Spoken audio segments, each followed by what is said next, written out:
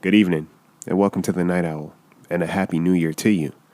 First episode of the new year, so we're going to start it off right. Content may contain adult language and scenarios that may not be suitable for all audience members, so listeners' discretion is advised. If you like what you're listening to and you want to contribute to the podcast, you could submit your own story and have it narrated on this podcast.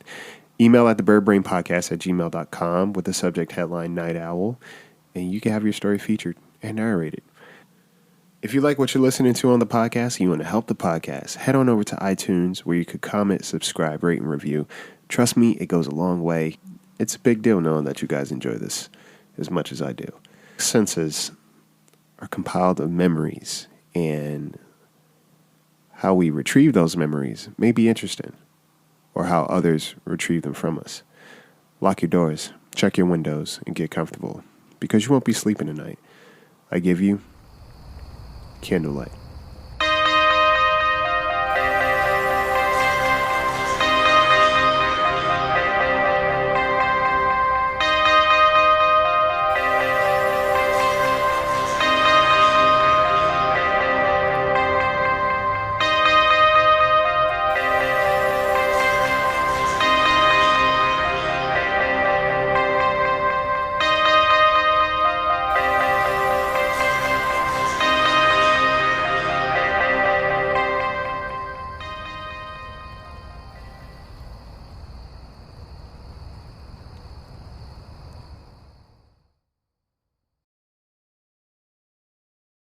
I love scents. Scents are connected to memory, and there are some things that remind me of different moments in time. Fragrances, they're cool, but to me, there's nothing like an amazing smelling candle.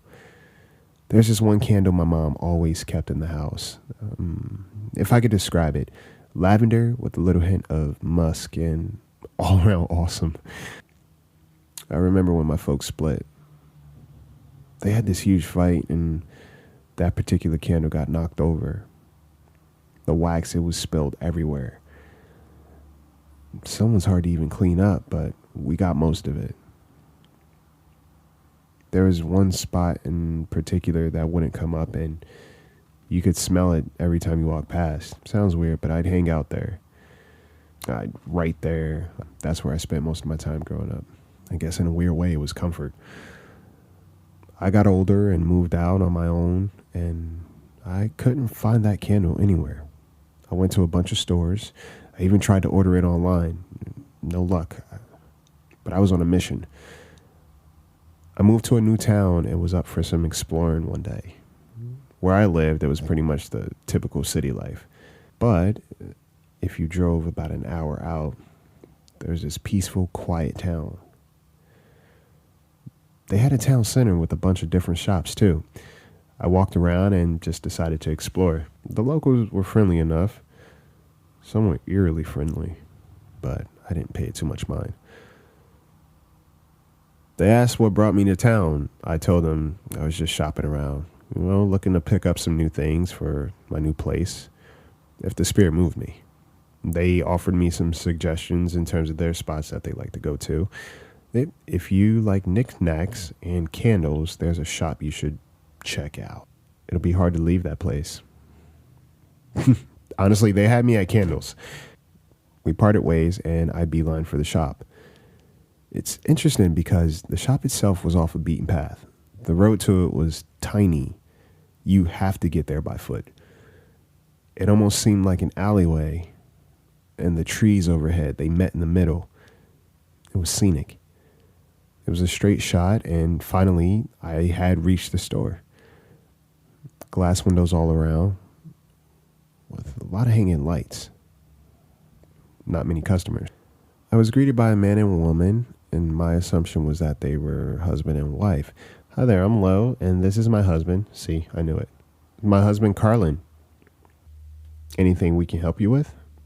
I forgot to mention how amazing it smelled in that store. I told them I was looking for a particular candle. Unfortunately, they didn't have it, but they had so many others. I smelled so many candles in there, and at one point, I'm not sure if the scents were getting to me.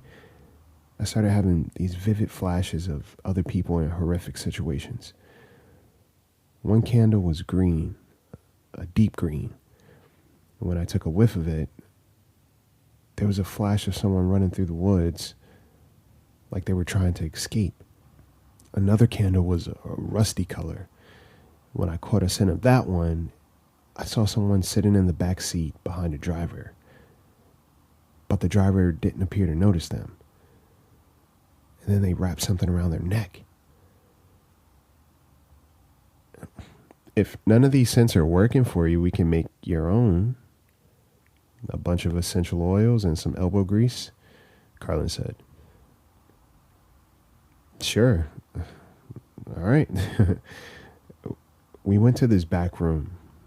His wife, she gave him kind of a look before we went back there and then encouraged me to go on. I remember the room was different than the rest of the store. It was darker with tools everywhere and symbols. Ow.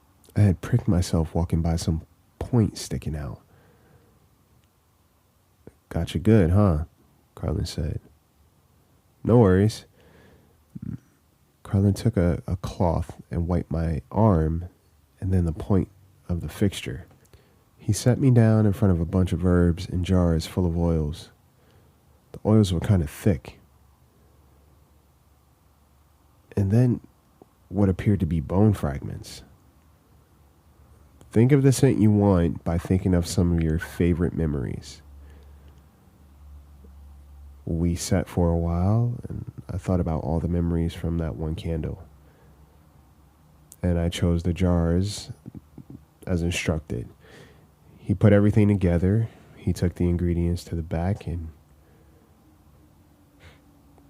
damn, I smelled my childhood. I smelled that candle, but how? How in the hell? He came back and he gave me a jar of the finished product. It looked a lot like the candle that I remember from growing up. That was strange, but I was excited to have the scent.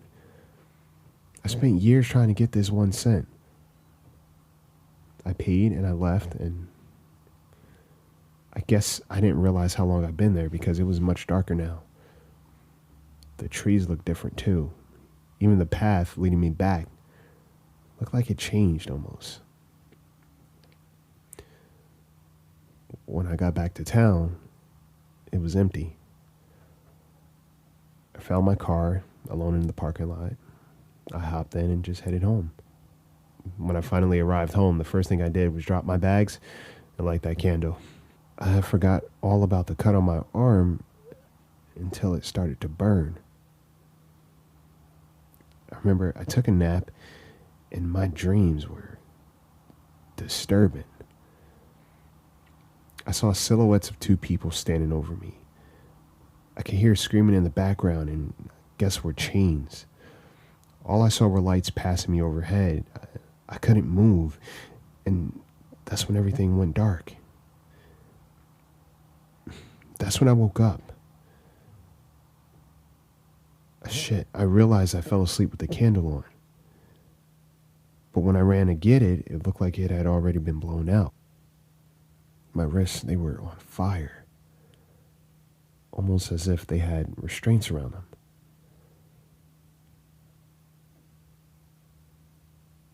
Wait. Why am I back in my childhood home? In the corner. But my parents were replaced by the people at the candle shop.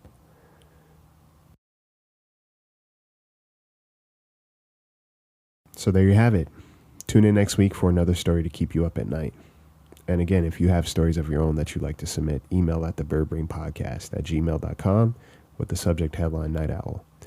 You can stay up to date with us on Instagram, Twitter, and Cash Junkie Discord community. A great community to be a part of and get familiar with.